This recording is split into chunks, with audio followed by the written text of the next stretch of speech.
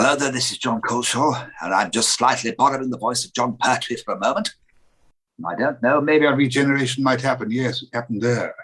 Yes, and you're listening to the Sirens of Audio. Wonderful chaps. Both of them. Before we start this edition of the Sirens of Audio, Philip, I believe you've got something you want to say. Well, people will hopefully already know this. For those of you living in Australia, you may know that the Sirens of Audio is bringing Janet Fielding to 3 cities. So she's coming to Sydney first, on the 1st of April. Then she's going for the first time ever to Hobart, and she's pretty excited. Yes, I wonder why she's going to Hobart, Dwayne. Why is she coming to Hobart? No idea. No, it just takes the Sirens of Audio to bring Janet out so that she goes to Hobart, and she's appearing also in her home city of Brisbane as well. So there's tickets on sale for that now. Go along to the Sirens of Audio website, just on the sirensofaudio.com, or you can even look up janetfielding.sirensofaudio.com. Both places will give you more information if you're in Australia or want to come out to Australia. Why not come out to Hobart for a holiday and meet Janet? So please get your tickets, and we look forward to seeing you in either Sydney, Hobart, or Brisbane. I was just swimming laps in the pool yesterday and finishing it off. So I just had it on a loudspeaker and... your loudspeaker. I think a loudspeaker by the pool. How on earth are you doing that? No, I just bring a portable speaker down by the side of the pool, and what did the neighbours think of that? I don't care what the neighbours think. I do. That's the spirit. They're used to me. I do it all the time.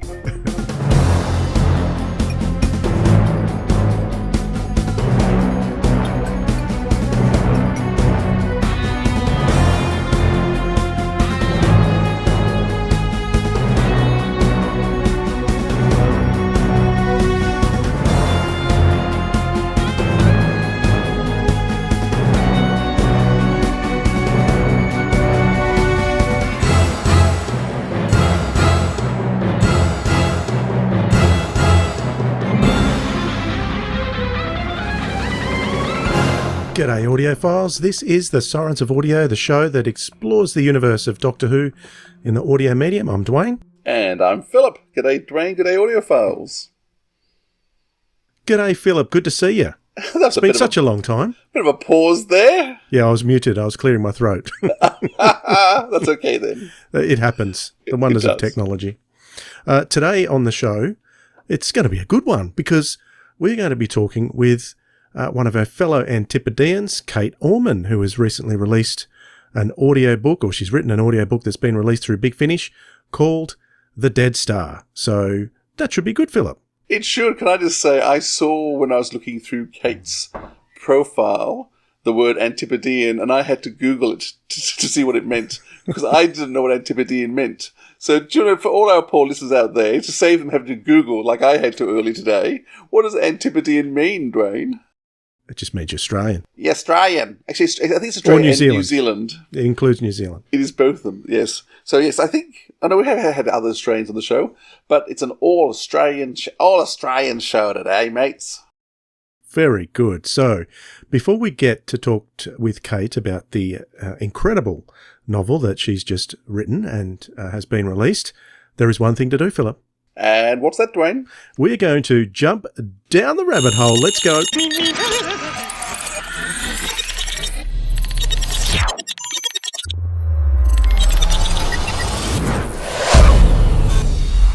Okay, Philip, we're here, but I have no idea what we're going to talk about because today is one of those days where you're going to hit me with a rabbit hole topic. Go for it. Oh, I hate it when you do that. You get time to think and plan. But there was something I wanted to talk to you about, and so we'll make that the rabbit hole topic. The new cover for Kate Orman's book looks sensational. Now, one of the things that Big Finish has done throughout the time is in terms of covers. I was wondering, what sort of covers do you like of Big Finish? So what to you are the favourites in terms of style, look? Well, do you know what? The covers have kind of come full circle recently because when Nick Briggs took over from Gary Russell, those full covers with just a logo but like a full cover image was sort of done away with. And you got this little strip down the side, little sidebar, which was very synonymous with the Nick Briggs era, shall we say. And while that was all very good, I was never a huge fan of that, particularly on the downloads because that's all you got. If you actually bought the physical CD, there could have been another image inside. Sometimes there was. They did different things with the inside of the covers too. And that's one thing that I like about the Briggs era covers is that they're all colour, whereas the earlier ones are all black and white because they're just starting out, so the budget's probably not there. So they were black and white on the inside, which... but the outer covers, I think, were more striking to me. So I missed those. But now that little sidebar has been done away with over the last little while. And we've got a couple of different artists that do things with the covers that are very, shall we say, synonymous with their work. So you can almost tell, just like we can hear in sound design, who's doing the sound design because they've got certain things that they always do. It's the same with the covers. When you look at the covers, if you look at them long enough, like we do, and often enough, you get to see that the covers are specific to the certain artists that you can certainly tell who they are. Now, logos, I'm not really fussed on logos themselves. I think every logo has a place. I know a lot of people don't like the full Doctor Who logo that was across the covers over the last few years. I don't know, I like the 2-line Doctor Who logo, but the single line Doctor Who logo didn't really bother me either. I still think they were good too. But the new Diamond logo, I'm really loving this. This is really doing it for me. I've never been fussed before with logos, but this one actually excites me now. I don't know how you feel about that.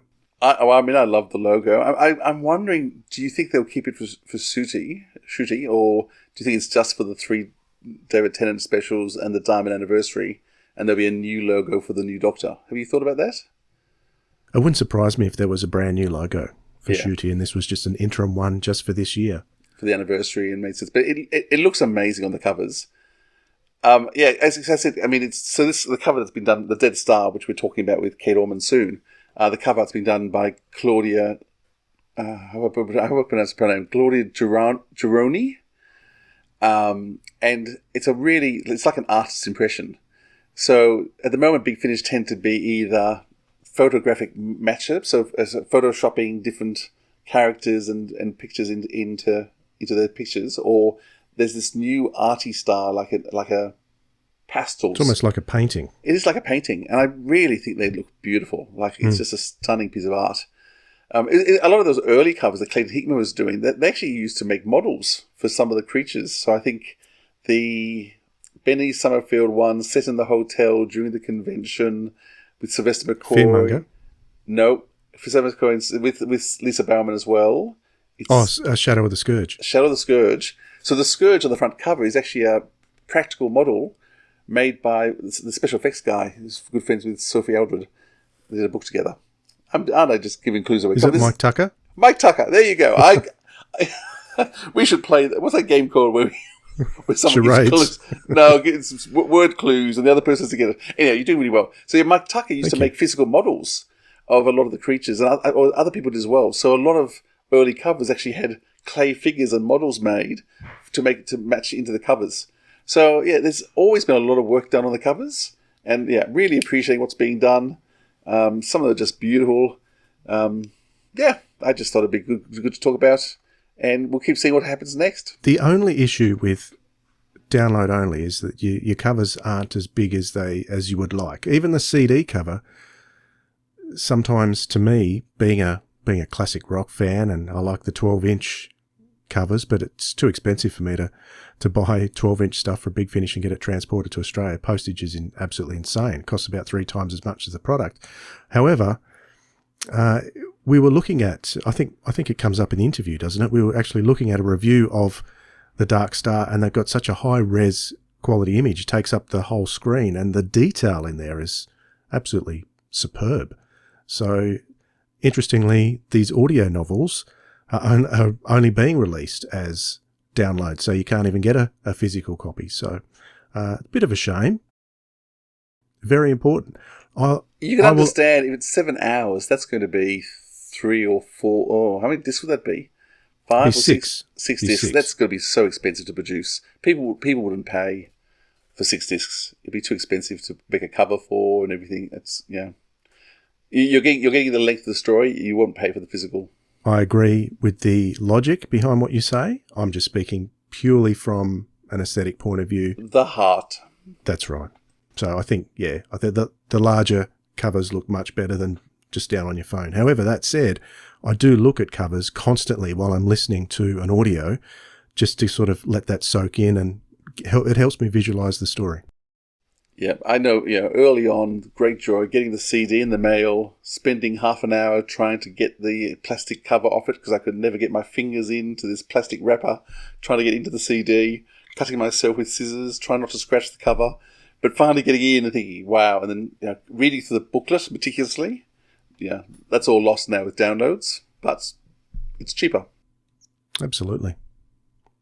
Shall we climb out? I think so. Let's climb out of the rabbit hole. I'll throw in an excerpt from The Dead Star, and then we'll be back with author Kate Orman. From Big Finish Productions, Doctor Who, the audio novels, The Dead Star. Polly and the Doctor walked through the deserted campus, past the brushed concrete buildings, heading for the tube station. The balmy summer evening was spiced with the smell of freshly mown lawns. "Doctor," said Polly, "if I ask Dr. Fields to tell me what a black hole is, she'll never stop telling me. So would you mind explaining it, preferably in words of one syllable?" The Doctor said, "Well, I'll try. You see, a black hole can be created when a very large star reaches the end of its lifespan and goes supernova. Now, a star is tremendously massive. Earth's sun weighs about an octillion tons. When a star's furnace goes out, there's nothing left to hold the star up against its own enormous weight." He mimed a ball with his hands, bringing them suddenly together. "The dead star collapses in on itself, crushing all of its matter into a tiny space." His right hand became a tight fist. "The closer you get to it, the more intensely you feel its gravity, until it's so powerful that nothing can escape its pull, not even light." "That's why it's black," said Polly, a little bit awed. Out of the corner of her eye she saw a large dog crossing one of the lawns. When she turned her head, it was gone. She said, "So it sort of sucks everything in?" "Well, no. They're not vacuum cleaners," said the Doctor, pleased with his joke. "They don't suck and they don't gulp. From a distance, the black hole's gravity is perfectly safe, just as if it was an ordinary star.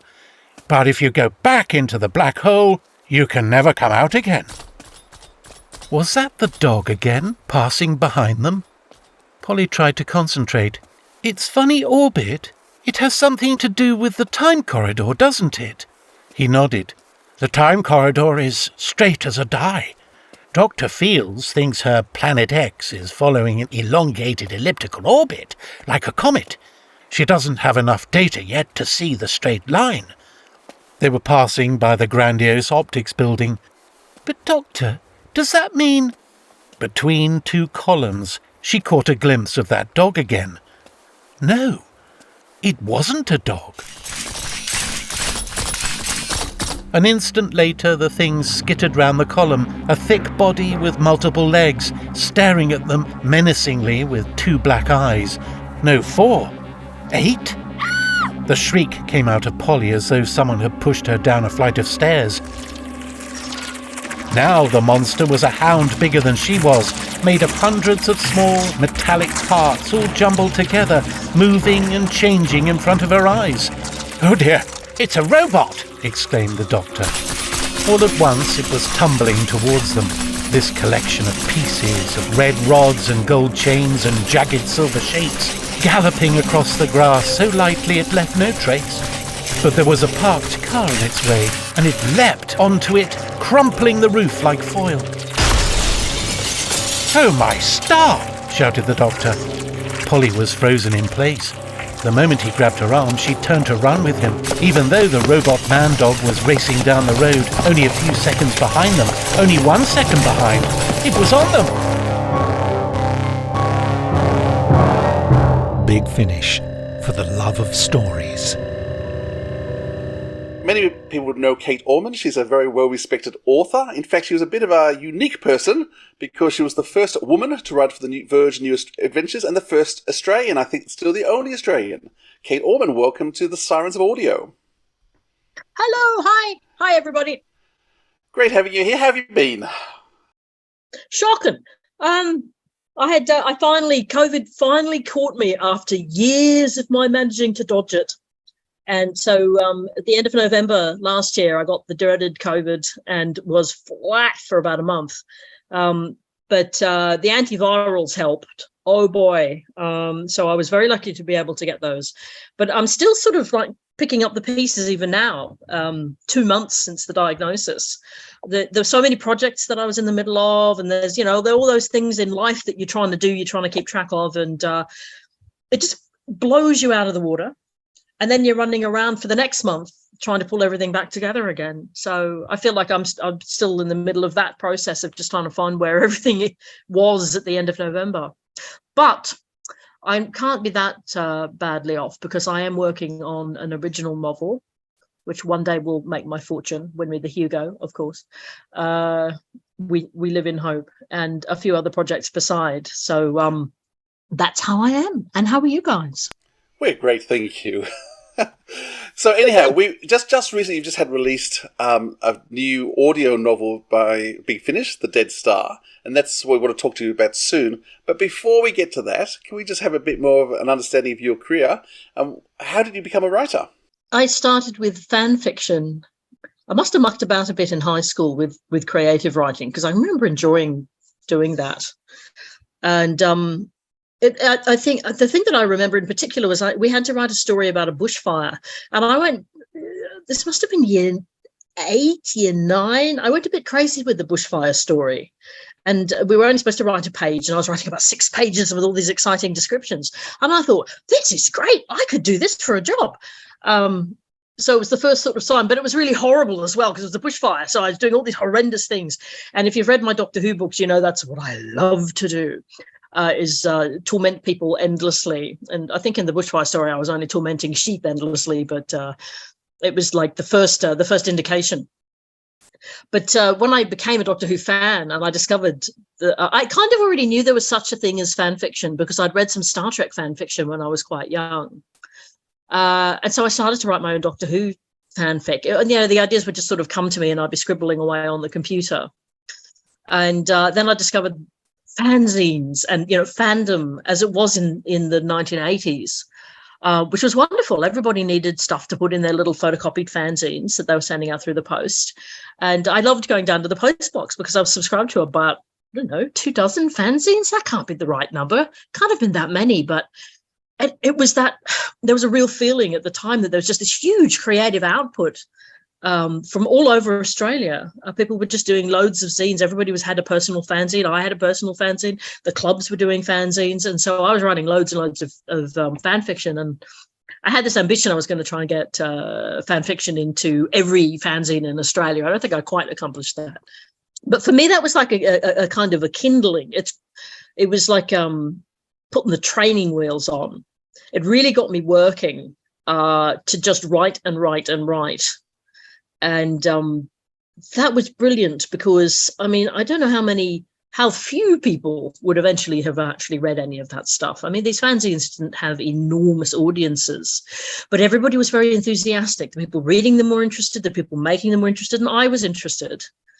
And so it got me kind of into this habit of constantly producing stories all the time. And there's no better practice for a writer. There's nothing you can do that will help you to learn how to write, to improve your writing better than actually sitting there doing it. There's lots of things that will help. Reading a lot will help. For example, getting feedback from people will help for a lot. But at the end of the day, you've just got to sit there pounding on the keys. And so I had this reason to do that. And it was really, really, really, really great. And then suddenly out of the blue, I think this was Dallas Jones, who at the time was the head of the Australasian Doctor Who fan club, handed me a photocopy from Doctor Who Bulletin.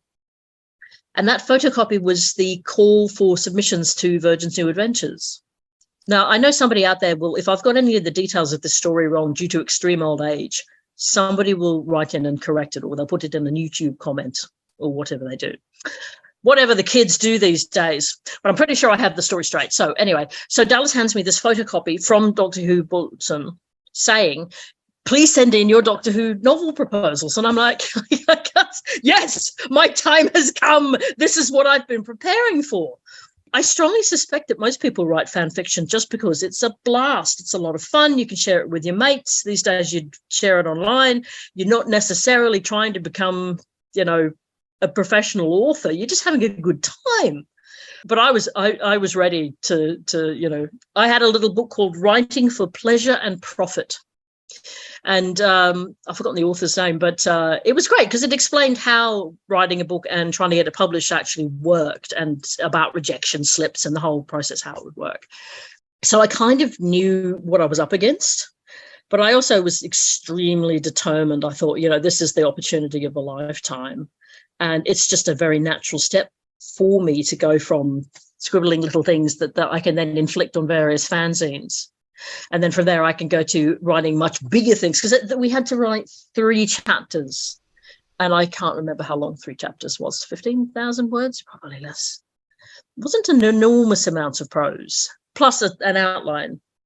And that was also a wonderful thing about the New Adventures, was that you didn't have to write the entire book first. That is not normal in publishing. Normally they want to see the whole book, but these guys were looking for new authors. They wanted to give writers a start. And so they were basically saying, show us, the prose that you can produce, show us the plot that you can produce. And so you could do this fairly minimal package and send that off. And, I was going to send them hundreds of those. I was ready to do it. And then I think the first one got quite a nice rejection slip. So that was a great sign. I knew from Writing for Pleasure and Profit that a friendly rejection slip was a good sign. And then the second one, they said, what exactly did they say about the second one? They were very nice about it. They were suspiciously nice about it. And I thought, hang on a minute, I'm getting somewhere here. And then, of course, the third one was The Left-Handed Hummingbird. And that's the one that they actually said, yeah, we're going to publish you. And I'm sitting there going, I know from Writing for Pleasure and Profit that this never happens in publishing, that this is impossible. I've been impossibly lucky. And that's where I started. So your writing came through all your fan fiction work. So let's go back again to it and repeat the story now. Mm-hmm. How was it you became a Doctor Who fan? How did you get into Doctor Who? Well, I mean, I'm that age of Australian that it was just a natural part of the landscape, along with, fish and chips or whatever. Well, what were we doing in the 70s? Eating Zupa Dupas and running around in the grass. This is gibberish, edit it out. I'm trying to kind of place myself mentally back in the 70s. It was just a normal part of life in the 70s. It was the television everybody watched. It was in that odd transitional place between children's television in the afternoon. So you'd come home and watch cartoons, and then you'd have the goodies, then you'd have Doctor Who, then you'd have the news. So it was in between the children's and the adult television. And so essentially the whole family would absorb some of it. I mean, me and my brothers were like, we were addicted. We would always watch it if it was on. My parents would often also be watching it, or they'd catch part of it because they wanted to watch the news. And I think this was the pattern in an awful lot of households. It was just very ordinary. This is the sort of thing that people could talk over the water cooler about, if you know what I mean. So how did you move into fandom from there? Fandom is a different kettle of fish. It was the Australasian Doctor Who fan club parties in Sydney, they were called. They were fan meetings where this was run by Dallas Jones with many capable assistants. They would get episodes over from Britain. And sometimes these were things that had been copied from the archives and then handed down about 400 generations. And so you could just about peer through the static and watch the war games. I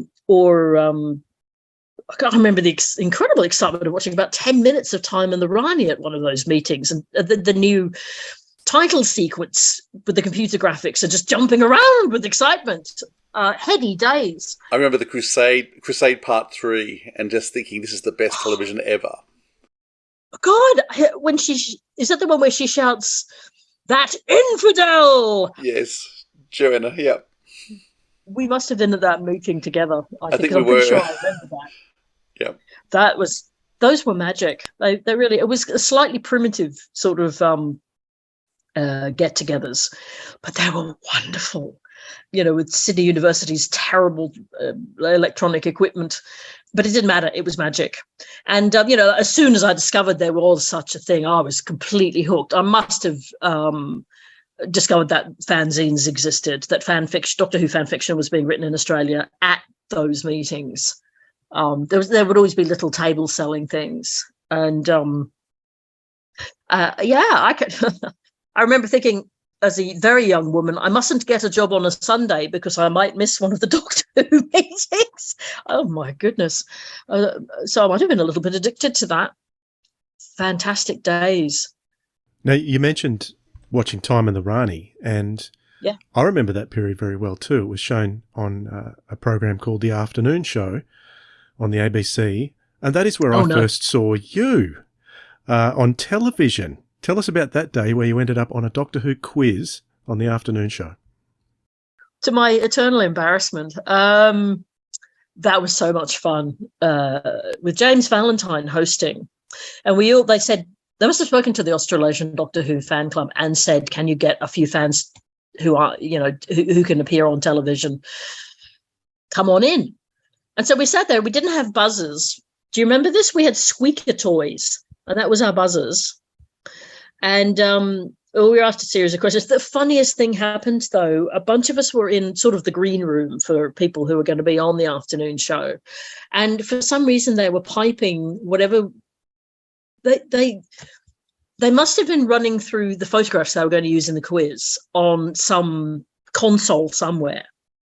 But they were piping that output into the green room.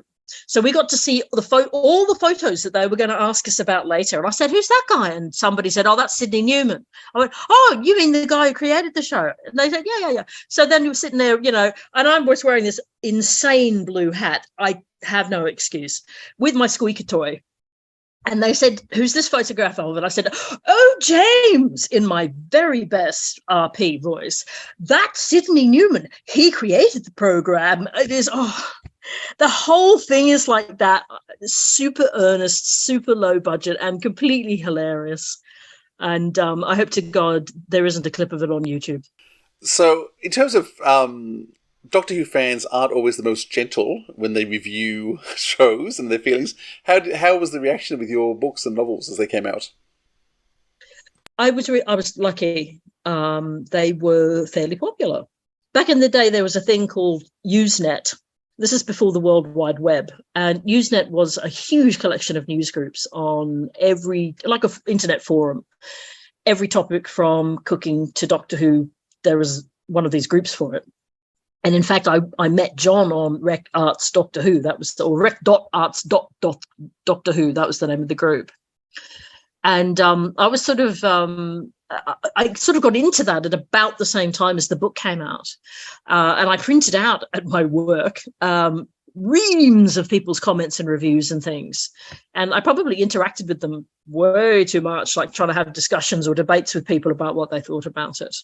But they were generally very positive. And I was just, oh my God, I've managed to pull this off despite the complete bizarre nature of this novel.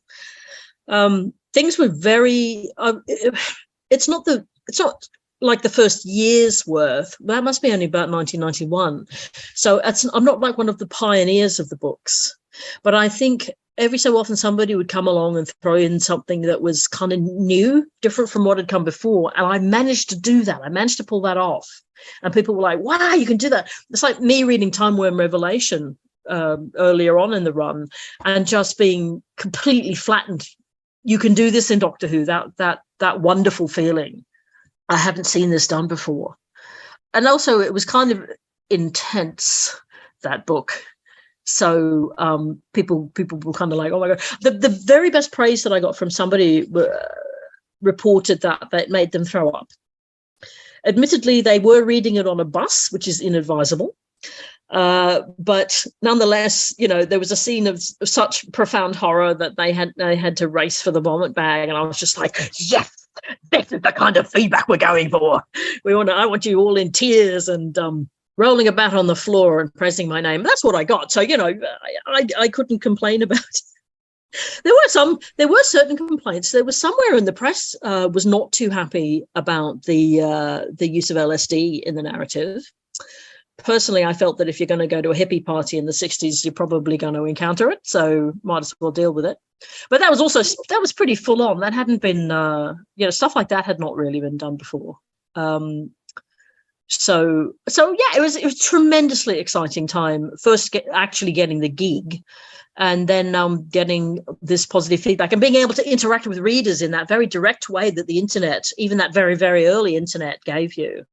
The internet was remarkable in those days because there weren't very many people on it. So it had much more of a feeling of community than it does now with, billions of people. It's very strange. But it felt like, I've done this book and like we're all in it together kind of feeling, like my whole marketplace, my whole community is around me, my friends and people I don't know, people I maybe don't get on with. But it was a good time. It was a good time and it was very encouraging. You ended up writing 8 novels for the Virgin, and then when the BBC Eighth Doctor Adventures took over from Virgin, I think you continued to write for Bernice with the Virgin range, but then took up with the BBC books. So yep. With Eighth Doctor Adventures with the BBC, you were then writing with your husband, Jonathan Blum. Is it easy or hard writing with Jonathan? John's so smart. He's so clever. And his knowledge of Doctor Who is terrifying. Mine used to be terrifying, but it's become very, very feeble, probably because I just lean on him for everything now. If I forget something in this interview, I will just give him a yell and he will remember it. And so writing with him, there's these huge quantity of ideas to draw on, which can be a little bit overwhelming, actually. When I was writing just by myself, I'm very much in control of what I'm doing, and it's just me and my ideas, and everybody else can run away and do something else. Thank you. You can't do that when you have a co-author. You've got to kind of negotiate. You've got to work out how all of your stuff fits together. The danger is that you'll both have enough good ideas that you're going to start over-egging your pudding. I love using that expression. You'll over-egg your pudding. Like you'll have a scene and you'll think of 6 different clever lines this character could say. So you put them all in. And suddenly you've got a scene where people are just sitting there talking, that kind of thing. So, and also, every author thinks they are right about everything. And every author thinks that everybody else's stuff is rubbish and that you should be allowed to redraft it. You should be able to go through and fix it. And so that's dangerous. But when we wrote our first book together, which was Vampire Science, we were so in love. It was absolutely disgusting. And, we had no conflicts in the writing of that book. We were completely on the same page, so to speak. And, we just sailed through. We probably had to go back and edit a lot because we put in too much stuff or, whatever. But that was actually a trap for us, I think, because we were so fluffy when we wrote the first book. We didn't necessarily learn some of the methods we were going to need for future books to be able to resolve conflicts, to figure out, well, what is the best way forward for this book? Sometimes it's as simple as whose idea should we use? So we sort of hadn't put in the hard yards of working out how to work together like that. So we had, in the later books, we did have a bit of trouble. And I'm a very lazy writer, which used to drive John crazy, the poor man. I'd like to just sit down and start typing. I don't do this these days because you can't really. You have to actually do some form of planning or you're just going to type rubbish. It's not going to make any sense. I always tell the tale of, this was in Unnatural History. I just sat down and I just started typing a chapter about a particular, this is my typing hands, yada, yada, yada, yada, yada, about some character or other. And John just basically leaned over because we were sitting side by side at the computers or whatever. He leaned over and said, you realise that character died 2 chapters ago? I said, what? He said, yeah. And you've read that chapter and you know that, you basically know that character's dead. And I thought, how did I get so out of touch with what I'm doing? But it's because I just want to start writing the prose. I don't want to have to do any work. Writing prose for me is very easy. So working with John has been very good training to kind of strengthen up that. Well, we're going to have to do a bit of planning. And I think that I have benefited greatly from it. These days, there's much more careful thought going in before I just start wildly typing. Can you tell us a bit about your other collaborations with Ben Aronovich? And you did a bit with Paul Cornell too. Did some plotting with him, is that right? Well, Paul came to visit Sydney, and so I acted as his native guide a little bit, and we weren't zooming around on the trains. So, and of course, what did we talk about? We talked about Doctor Who, and he had Human Nature on the boil. And so we discussed that book a lot. I know I'm not sure now if and what ideas of mine went into that book. I know he had a huge pile of his ideas that didn't go into it. So, again, there's that refining process. You can't put in every idea. They're not all as brilliant as you may think they are, or they just don't fit or whatever. But gee, it was fun. I mean, it was Paul Cornell. Oh my God. And I was talking to him about his book. It was completely brilliant. Whereas poor old Ben was a slightly different situation where that So Vile a Sin, the novel, was just not coming out, and it just wasn't happening. And from the files that I received, something had gone wrong on that computer. But I look back and I wonder, Transit got a mixed reception, although I do think it is one of the most brilliant Doctor Who books in the history of man. The Also people got an enormously great, brilliant reception, which it completely deserved. So can you imagine the whiplash going from controversial book to greatest book ever? How do you do your third book? I think it would be very confronting. I think you'd be second guessing yourself a lot. I haven't really talked this out with Ben, but I can imagine myself in that situation thinking, my God, I don't think I dare put pen to paper. This is scary as hell. Anyway, the practical upshot all was I was so desperate to read that book, So Vile a Sin, that I said I will write it if I have to in order to read it. And I wrote it in an insane... I didn't write it. What did I write? I wrote a big chunk. I wrote most of it from his notes. We had most of the book was written out in notes, and we had big chunks of it had been written. And then I just sat there and typed without pausing for breath for 6 weeks, I think. And I remember falling asleep at the keyboard once, and I thought, I will never write this hard again. I think I wrote 4,000 words, and then I sort of realized that I was starting to nod off and thought, oh, Gray, you have to stop now. It was an absolutely, but it was my honor. I mean, oh my God, Ben Aronovich, author of Remembrance of the Daleks, and so many other brilliant things. I couldn't believe how privileged really I was to be able to pick up a book that for whatever reason wasn't occurring. No, I think it was Poor Devil. It was published late, wasn't it? It was actually published out of its sequence in the novels because it really got into a tangle. So, it was my pleasure to finish it. I mucked it up, though. It was so funny. Rebecca Levine, the editor, had to...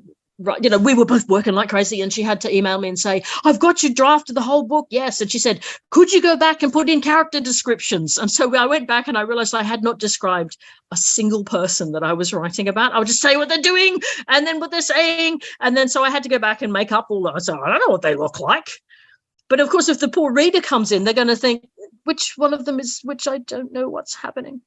Does that give you some idea? It was chaos. It was absolutely, and again, it's John's fault because I had a wobble. I thought, I can't do this. I mean, A, Ben Aronovich, and B, 6 weeks, and C, I think 80,000 words, or so. That can't have been right. It must have been less than that. But, a lot of words. And John said, no, you have to write it. You have to write it. You have to write it. And I said, yeah, you're right. I do have to write it. So I hope people enjoyed it because, oh my goodness. I think So Vile is it's actually one of the ones I've read because I haven't read all the version. Not New Adventures, but that was one of the ones that I have read. So, about 25 years or so ago, Gary Russell had the great idea of starting Be Finish, and he wanted to get a Doctor Who license, which was denied. And so next best step was to do Bernie Summerfield. And so they did a series of Bernie Summerfield stories, and one of them that they adapted was your story, Walking to Babylon. Did you have any involvement with that at all? Yeah, I was lucky actually. The contract that I had with the Beeb said that if an audio book of this ever appears, tough luck, you're not involved. You don't get to have any say in it at all. You can see how this is sort of prudent and economical for a publisher. They don't want the authors turning up in the middle of, I don't know from audiobooks. I know a bit more now. But, you don't want the author turning up and saying, you've made a change to this, you've done that. No, I just want to make my nice audiobook. So please sign away your audio rights, okay? And we'll give you some money, but please go away and do something else. So Big Finish did not have to involve me. They could have told me to go take a jump. Instead, they brought me in and got me to give feedback, make suggestions, and I was pleased to be involved. And oh my God, Liz Sladen! So that's pretty great. That's pretty amazing. In some ways, I wish that I had written it myself because I feel like maybe I could have. I don't know, maybe I'm just greedy, but I bet I'd love to have seen the Kate Orman audiobook version. But they did a great job, and of course, with my help, of course. So it was quite an experience. That's the one that's got it's got sort of got Lawrence of Arabia on the cover, and then there's a smiley face, which I think is a drone. That was a bit of a surprise, but I'd had many more surprising covers than that from the New Adventures, so I wasn't too shocked. Yeah. So did Jack Rayner talk to you at all about what she was doing? I did get a bit of a surprise when I learned, because you know how things leak out when they shouldn't. I got a shock when I realized they were actually doing it. But once I was sort of like, okay, now I know what's happening. Once I was brought on board, we must have talked to each other. She must have been the person that I was giving some ideas and feedback to. Because she scripted it, didn't she? I'm not misremembering how this was she did the adaptation. She did, yes. Yeah. Okay, so I must have talked to her, and in those days, probably we were emailing. By that stage, we must have been emailing each other, which would have made life so much simpler. I have actual letters from the early days of the New Adventures. Wow. Have you actually written any audio cast plays? Because you've got Big Finish a lot of your recordings. Today I was just listening to one of your Bernie Summerfield's, what was it? Solar Max and the Seven-Handed Snake Mother. I had to listen to that today, just to get my ear in, because I wanted to listen to a few different things. Most of your stories are all stories recorded as narratives. Have you actually written any audio plays with casts? No, it's not. Scripts are not really my area. People online often incredibly kindly say, oh, Kate Orman should be involved in the new Doctor Who television show, get Kate Orman to write a script for you. And I'm like, I have no idea how to write a television script. I don't know how to write an audio script. It's quite a specific skill set, and it's not one that I actually have. John, on the other hand, might... we know he does, because he did Fearmonger. Okay, so John could definitely do it, because he knows from scripts, because he studied that stuff. So, but I don't know how to do it. So no, I haven't written an audio play or any kind of play really, except terrible videos for my friends when they were doing their degrees in video production, but that's a secret. That's not on YouTube. What about some of the Benny stories? Because you've done a lot of stories in the Benny collections. How did they come about? That was it was quite lovely, really. They just email you and say, would you like to write a story for the Benny collection? And you say, yes, I would, thank you very much, and here is my suggestion for my story. And then they either say, thank you, that is a lovely idea for a story, here is the amount of money we will pay you, and you just go away, do the work, bit of editing, and you're done. Very straightforward, and lovely to be able to keep my hand in by doing that. Always happy to have a call from somebody. I do weddings, parties, anthologies. The alternative to that, if that isn't what happens, they write back and say, thank you very much. We really like your idea of a William Hartnell's story in which everyone is blind because they are on the planet of the ultraviolet vision insects, but we might not go with it just this time. I think I must write that one of these days. That was bonkers. But for the most part, it was just very smooth sailing. Okay. But I was very lazy with some of those stories. I think I just sort of hammered them out and didn't give them enough thought. And when I look down sort of the list of the stories, I feel a bit ashamed of some of them, especially because John would write a story in the same anthology and he would work his guts out on it and it would be great. It would be a terrific story. And then there's my bit of, not so great story. But as I run my eye down the list of the stories, I can see I'm improving because I'm actually starting to try harder. And so I feel good about that, at least.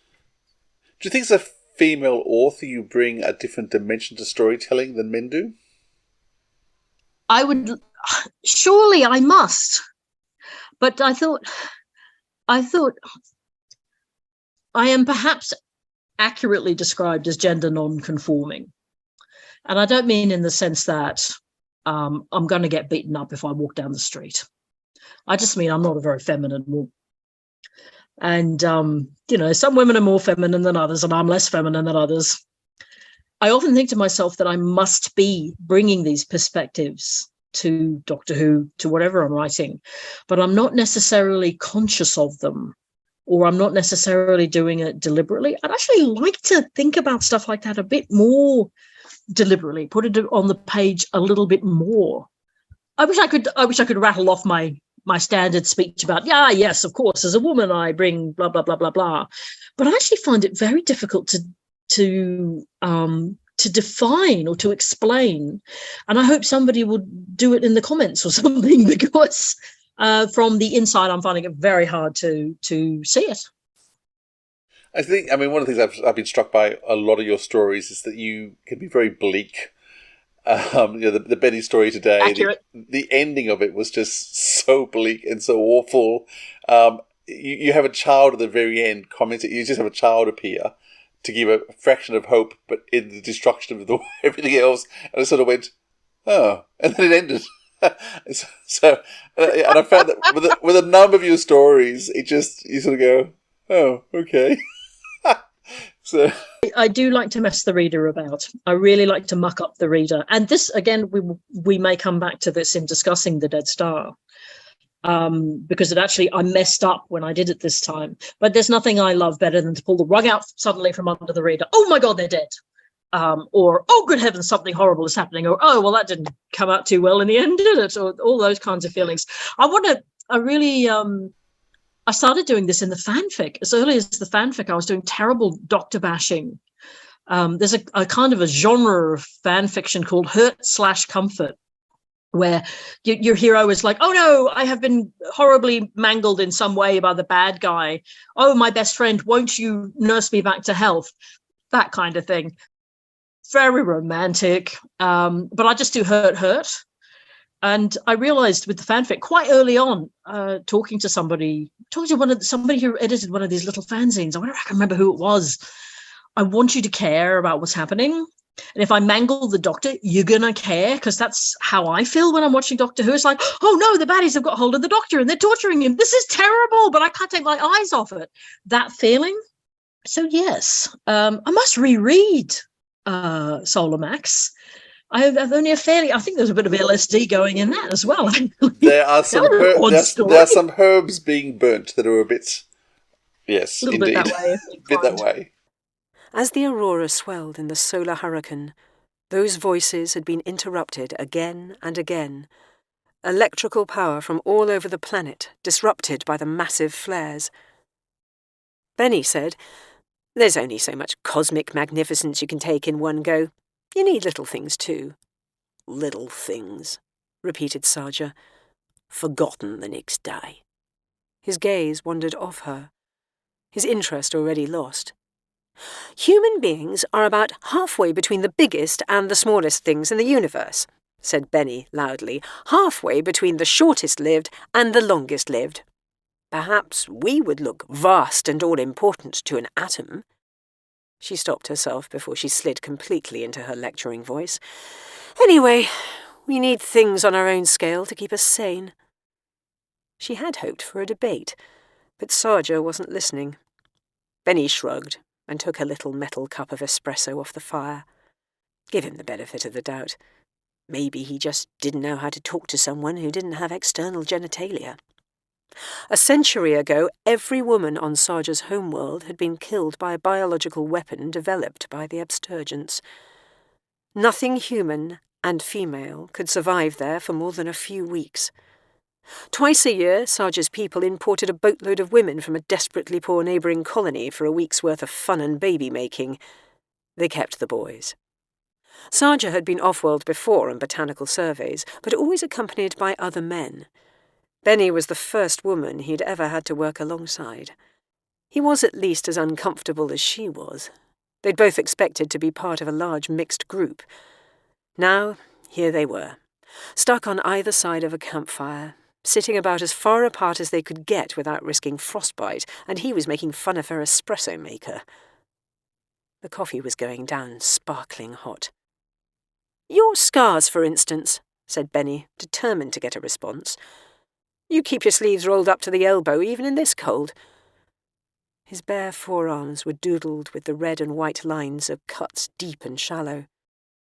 "Compared to the fall of empires or the death of stars, aren't they just as small and insignificant as my coffee?"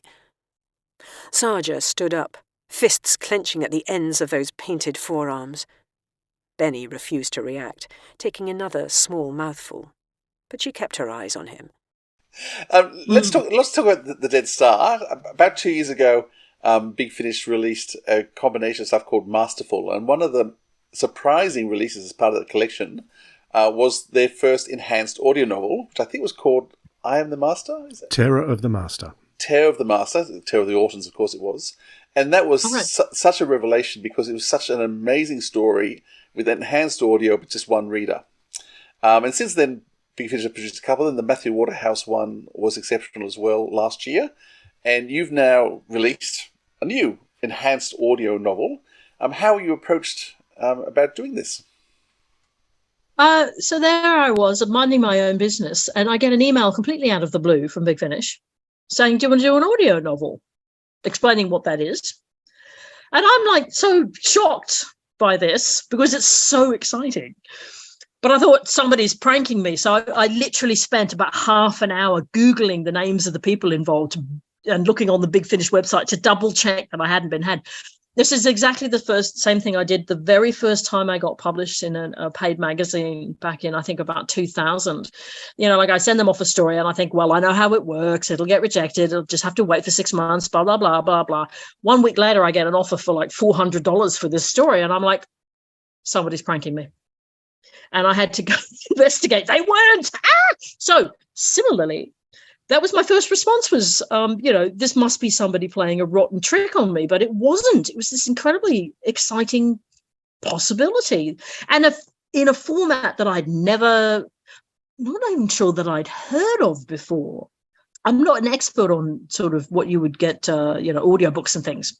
I don't know how different kinds of audiobooks are done. I've only listened to ones where people just talk and that's it. You don't get sound effects or stuff like that. So, I was like, anything new, and I tend to get very excited about it.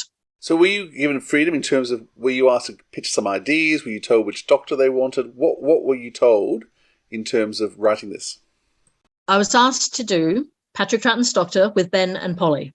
So they were absolutely upfront about who they, which doctor and so on they wanted. And that gave me a wobble. Because I thought to myself, oh my God, I can't possibly write for that set of characters. I can't do it. I don't have the chops. So I sat there, looking at this email thinking like, oh God, I can't do it. And then I realized that what have John and I been doing, during our lunch break for the last few months? We've been watching animated Troughton episodes. And in fact, I think we had a Troughton watch where we went through every single Troughton story that we could possibly watch on video, and maybe we were listening to audios in between as well. I'm not sure, but I thought, you have now absorbed so much Troughton. Surely you can reproduce this. Also, Ben and Polly, yes, because I really love them. I thought, by God, I can do them justice. So I realized that what I'd done was I'd emailed Big Finish back And I'd said, "Oh, are there any other doctors available?" And then I thought to myself, "You're out of your mind. Do the Troughton one." So I emailed them back and said, "Ignore that. I'd love to." And so they said, "Pitch us a few stories. Pitch us a few different story ideas." You mentioned Ben and Polly. What do you like about those characters? Doctor Who is going through a very weird phase around when Ben and Polly come on board. It's just beginning to find this new identity. And the War Machines is like, I think the War Machine, correct me if I'm wrong, but the War Machines is the first true present day story, if you don't count the very beginning. Planet of the Giants. Planet of the Giants is, okay. But they're tiny. But they're tiny. Doesn't really, yeah. Well, you get, that is actually a really good point, that the War Machines is not the first present day story. It's the first time they do return to present day and interact with present day, because you can't count Planet of the Giants as them really interacting. Well, it's a bit they're tiny. Funny interaction with the present. It's the present day, but it's in a sink. Yes. Whereas the War Machines is the first time it's actually deliberately trying to be, and even though the very first episode was present day, it was a school, a car junkyard. Whereas the War Machines actually takes you out onto the streets. So that really is the first time Doctor Who reached modern day. It really wants to interact with the modern day. What's hip? What's now? What's now? The kids, pop music, clubs. And the fact that the Doctor is so natural in that world is hilarious. Polly is so wonderful. She will never be that good again. Ben is lovely. They're these young, fresh characters that are very, very much part of that. It's the setting is suddenly the world in which the people watching the TV show live. And they're looking out the window or they're walking down the street in London and going, "Look, the post office tower." One of the reasons that I really like Ben and Polly is that they do come after some rather stiff science fiction-y companions who often aren't given a third dimension, which is a slightly strange thing to say given talking about animation. But you know what I mean? There are a lot of characters before them that don't have that kind of chance to blossom. And I think it's partly because, again, if we're in the real world, well, we know what a person in the real world would be like. How, the interests they would have, how they would act. They'd be somebody that we might actually meet. Whereas if you're off on Planet X, they're going to be a little bit stiff and they're not going to talk with contractions or whatever. So Ben and Polly have this big advantage in that they are kind of hip and swinging and a little bit more real. But also, I just worship Polly in War Machines, how she's kind of navigating just through the real world. And she can do that so well. She handles people so well. She knows people. And I have terrible social anxiety. And Polly's so extroverted. So I'm watching her going like, "Oh, please give me some tips." That kind of feeling. You actually write a lot for Polly, and you've given her the skills she had in the War Machine. So her secretarial skills, her people skills, and you emphasise them all in what she has to do in terms of her mission for the Doctor. So that's always. I think you would just show your love of the character by doing that. Although I've only had a small amount of feedback on this one, but I'm not convinced that I actually managed to pull Polly off. I may have made her, despite my best feminist efforts, I may have made her a little bit too wimpy or a bit too screamy. I had this thing in my mind that whenever I thought there was something that was a bit action-y, your first thought is give that to Ben.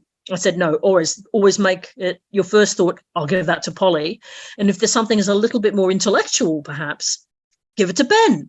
And that way we get to see different sides of those characters than we might, if you just went with the most obvious thing.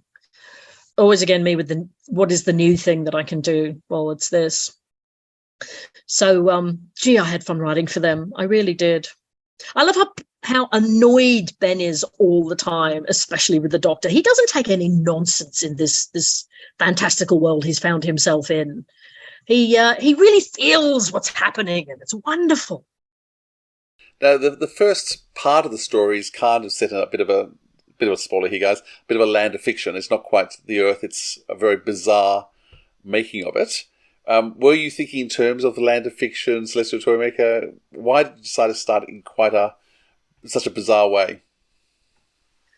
I have a terrible addiction, and my terrible addiction is to YouTube physics videos.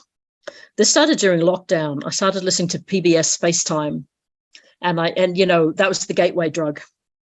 And so I became completely obsessed with black holes.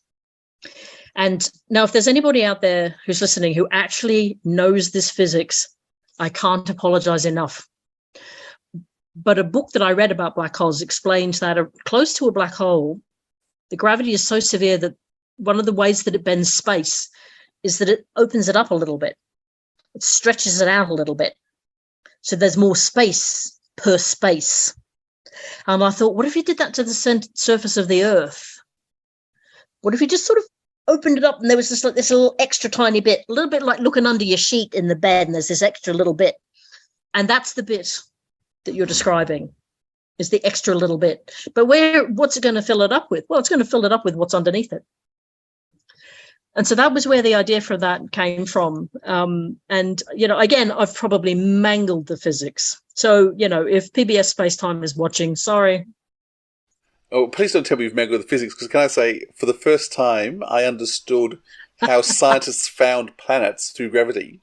Because I know that often one of the things I knew was that they went looking for planets because of gravity, and I could never understand how that worked. And the way you explained it in your story, I went, "Oh, that yes. makes sense." So this is the great. Sorry, go on. Yeah, it was just Doctor Who doing its remit of actually teaching science, because as you explained, what was happening to the planets moving faster, moving slower, and therefore a body in gravity acting, I went, oh, that's what they found. That's how they found other planets. So, yeah, there was big revelations in terms of, as I've explained, I went, oh, I've learned something. Well, this is one of the great pleasures of science and science fiction. There's no God-given rule that you have to get all of the science right. And I've probably mangled a lot of the black hole physics because it's very, very difficult. The mathematics is quite challenging. Quite challenging, she says. I would have to go back to university for a minimum of 4 years to begin to discuss it properly. And I'm not going to. But that Newtonian stuff with the planets going past each other, that's not too hard to understand. The point is, the great pleasure is understanding stuff. The great pleasure is the moment where you're reading Wikipedia and you go, that's how they found Neptune, or something like that, and then you want to explain it to somebody else, and it's your poor husband and he's trying to work. And you run in and you go, I've got to tell you about how they found Uranus. And then he's just looking at you like, please leave. The poor man takes such an ear bashing from me whenever I get too excited about any subject, and he's had to endure a lot of physics. But the novel benefited, I feel, from in two ways. The novel benefited. One was I was able to indulge myself in explaining lots and lots of science. And so to try and give it that really good sciencey, like, look, this is real. Take this seriously. This could really happen kind of feeling when I'm doing crazy stuff that couldn't really happen. But the other thing is the crazy stuff. You don't have to look very far into the subject of black holes before you start encountering mad, wild, weird ideas. And you think, oh, I've got to use that in a story. That's so bonkers. That's just not how the world normally works. Please let me use it. It's great. Plus, you can listen to YouTube physics videos while you're cooking dinner. So what a time saver. The fact that some of the ideas are pretty bonkers worked perfectly with Patrick Troughton and wouldn't work with very many other doctors. So it was fortunate that you stuck with Patrick, because the second Doctor took on the bonkers really well. Yeah, there is a lot of extreme bonkers in the Troughton era. And so it just slots right in there really neatly. And so, but I bet you could do it with any doctor. You just have to have a good think about how to do it first. But you could do it. Give me email me and I'll do it. I suppose it is 60s too, though, because it's Avengers as well, isn't it? It was very much, the Avengers time as well. That had that feel happening at the same time. Oh, absolutely. We're putting in lots and lots of great science, but mixing it up with 60s spy-fi, which is a very interesting mashup. I hadn't heard spy-fi before. That's incredible. How could I not have heard spy-fi? We love the Avengers and we'll watch it given the slightest excuse, but we watch we mostly watch the black and white stuff. Love Honor Blackman.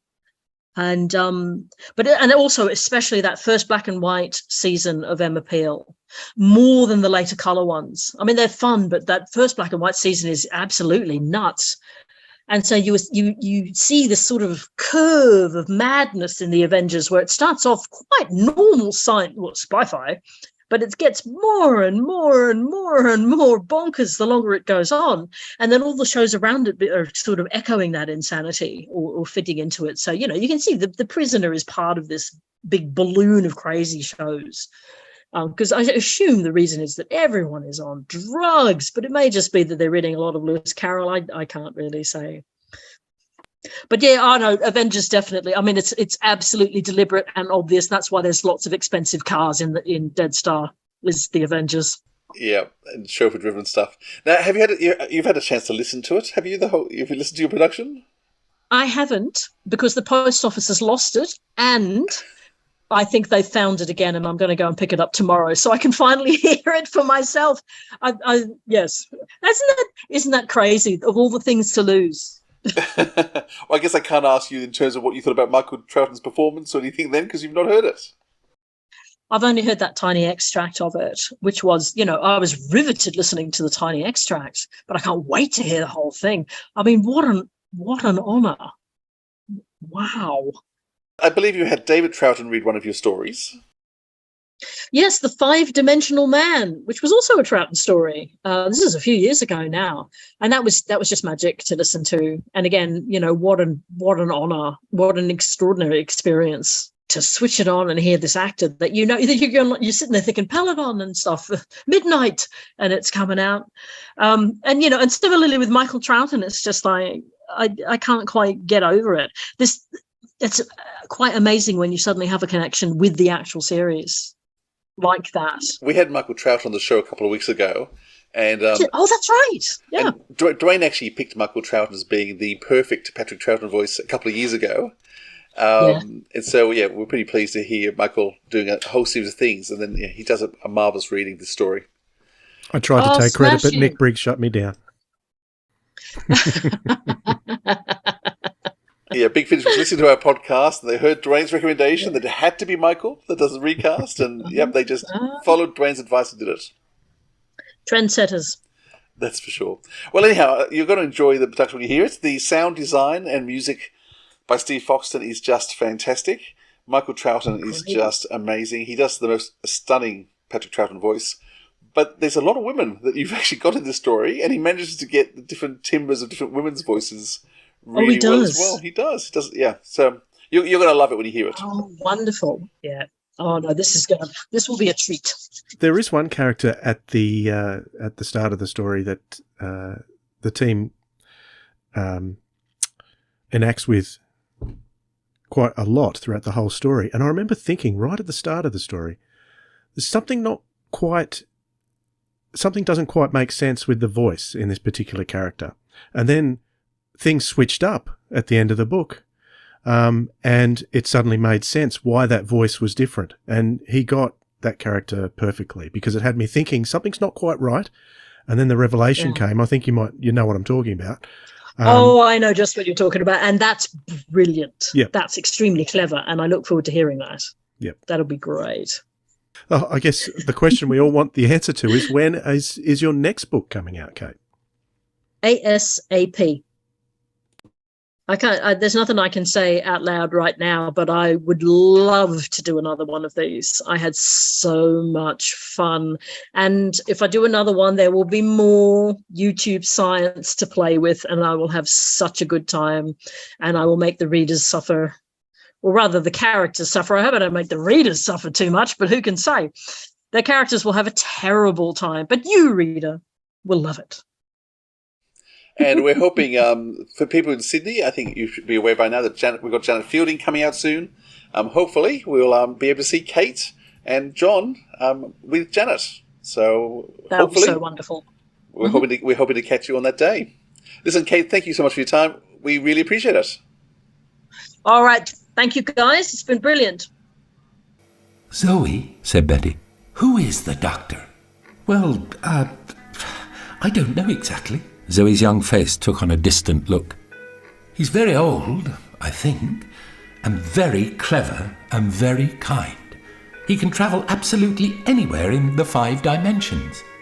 Is that where he comes from? Said Betty. A 5th dimension? Zoe's eyes widened, staring behind Betty, who felt the little hairs on the back of her neck stand up. A moment later, her permanent wave was starting to stir as though there was a draft coming from somewhere. She turned to where Zoe was looking. The curtains flew, the air screamed and split open. Betty clapped her hands to her ears, staring at the shape appearing beside the television.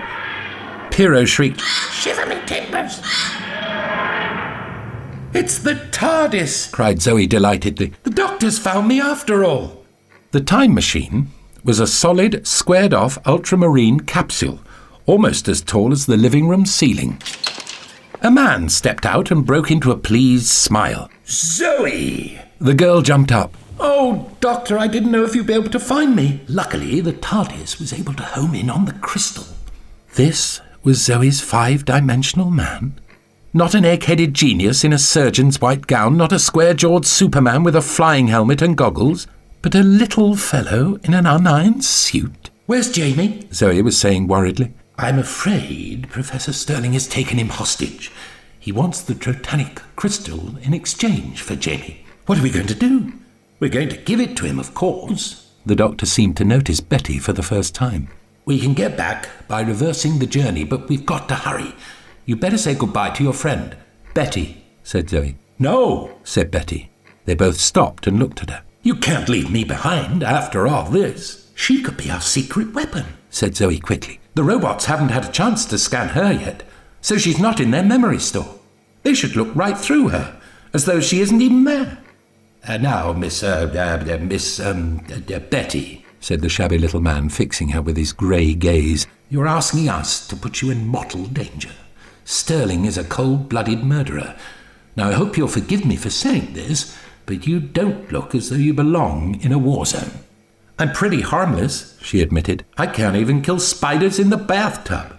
I mean, I try to put them outside before Mark gets home." She laughed. "But look at you, Doctor. You're not exactly General MacArthur, are you?" She met his eyes. "Let me help you save your friend. Please. Please, I've just got to see." "Oh, can't we take her with us, Doctor?" "Oh, very well," he said gruffly. "Betty, I'm going to give you one thing to do. It shouldn't take you more than a few moments. You can have a very quick look at the future, and then you must go straight back to the TARDIS where you'll be safe." Betty's heart leapt. She couldn't say a word. She only beamed. "Come along, then."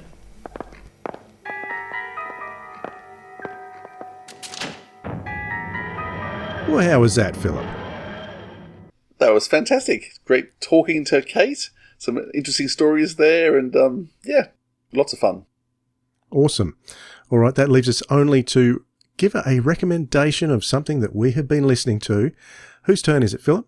Was it yours or mine? It's probably yours, isn't it? Let me just check. No, it's your turn. It's mine. Okay.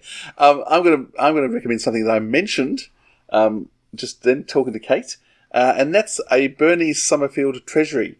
So it's a series of short stories. They're all about 45 minutes to an hour long, but just the most amazing. So there's one by Ben Aronovich, one by Robert Shearman, one by Paul Cornell, Kate Orman, another by Ben Aronovich, Stephen Moffat, Andrew Cartmel, and Terence Dix. So it is a treasury of the most amazing authors, all writing short stories for Bernice. And they're all read by Bernice herself, Lisa Bauman. And yeah, very, very diverse stories, very different in tone. Kate's, we mentioned briefly, is pretty bleak. But there's comedies in there. There's some black comedies in there.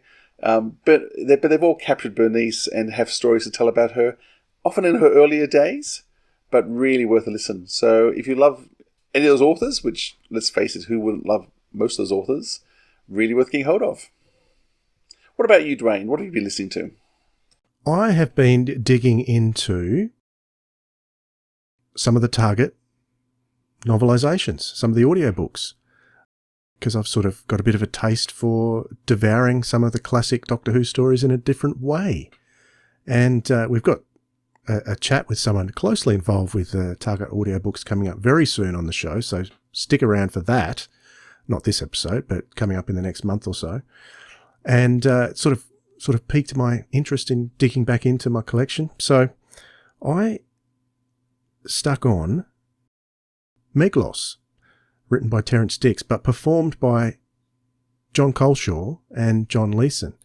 So, of course, very interesting, John Coleshaw being a Fourth Doctor, or being known as a Fourth Doctor impersonator, and doing so much voice work now for Big Finish. He's a bit of a legendary name.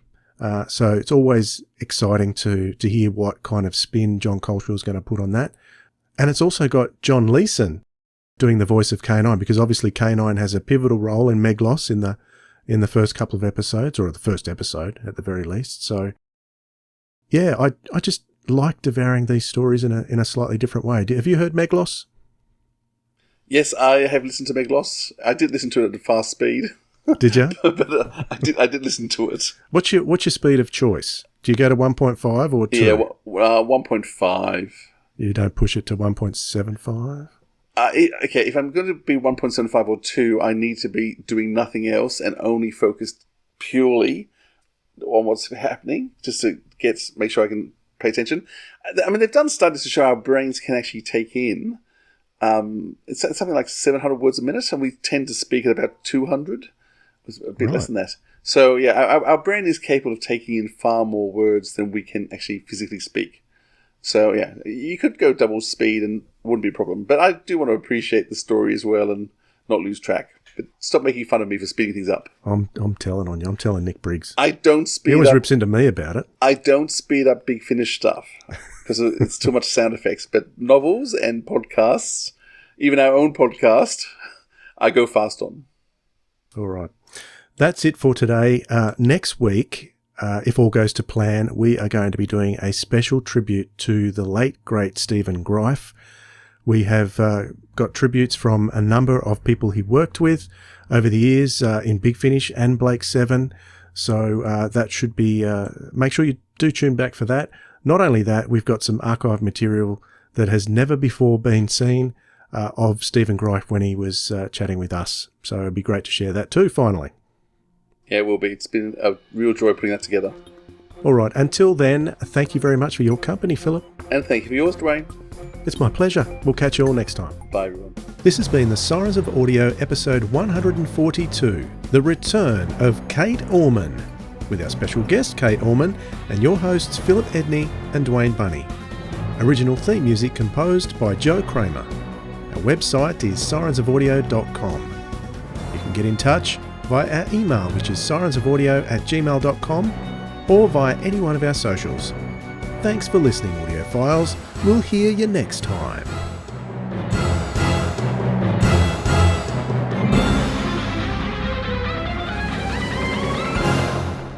My question is, why do you have CDs? Yeah. This is not being released as a CD release. Well, do you know, I was saying to you before that I'm still trying to get everything organised here that got sort of either half finished or just went all higgledy-piggledy due to COVID. And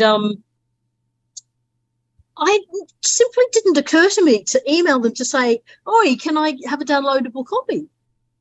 And, you know, that's a really obvious thing to do. I think I kept thinking that, and then I kept thinking, oh, they must be going to send me physical CDs or something. Gee, if I pick up that package tomorrow and it's cat toys, I'm going to be really irritated. It could be. It could be the cat toys that have gone missing. I am right, aren't I, Philip? The audio novels don't get a physical release. I didn't know that. I was going, I didn't know. So that's why I'm checking up on you. So it must be like someone's just ripped you a few CDs unofficially. Well, if it is, this is the thing is I was assuming that must be the you must come and pick up this package or we're going to send it back to sender message. I thought, of course, that explains it. Oh, but if it is download only. That's what I thought. Oh my God, I'm such a fool. All right, I shall email them in the next 5 bloody minutes to say, hey, I want to start listening to this straight away. I can't wait. Gee, I wonder if... It's probably, have you got a Big Finish account? Because it's probably in your account already. Oh my God.